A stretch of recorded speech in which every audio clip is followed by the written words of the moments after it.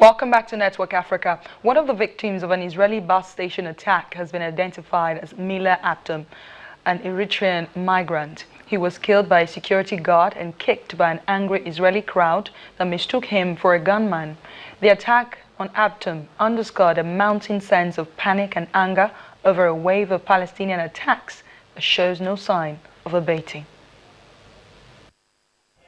Witnesses report that an Eritrean migrant mistaken for a Palestinian gunman in the midst of a shooting attack was shot by Israeli security forces and then beaten by passers-by. Nitza Newman Hyman, Deputy Director General of Soraka Medical Center, told Army Radio he died of both gunshots and the injuries he sustained. Zaji Maliki, the man's employer, identified him as Mila Abdum, an agricultural worker, and described him as a quiet, modest man. He said he traveled to Beersheba to renew his visa. The beating took place on Sunday when an Arab gunman went on a shooting rampage at the central bus station in southern Israeli city of Beersheba, killing a soldier and wounding at least 10 other people.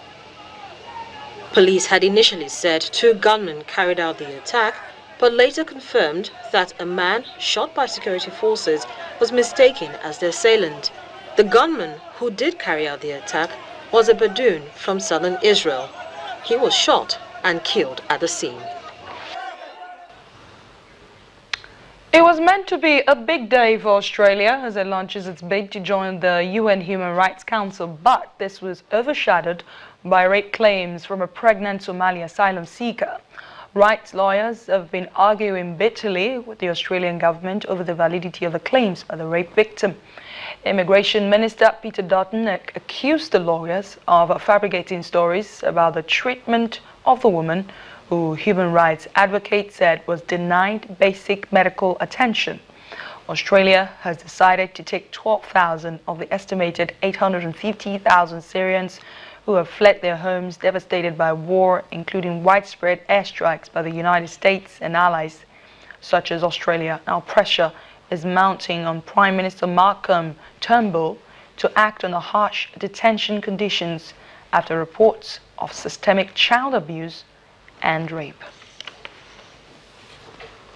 Well, that's the much we can take on Network Africa today, but before I let you go, this is the feedback you have been sending to us via Twitter and, of course, our email address. Well, we had asked you earlier what you thought about what the government of Burundi should do about Nkurunziza's stronghold to protect citizens in Bujumbura, and you had Wale Aduroja said the reality of the fighting among the rebels is that it doesn't profit any of the parties. I suggested the president, as Pierre Nkurunziza, should work on modalities aimed at reconciling and mediating the crisis among the rebels. Sustained dialogue may be the recipe for peace coexistence in Burundi. Also, Samuel Bauer said, I just think the best that can happen to Burundi is for the president to humbly resign. I just wonder why the African Union is so quiet about this whole thing when everybody knows what a stitch in time will save, and that's 9.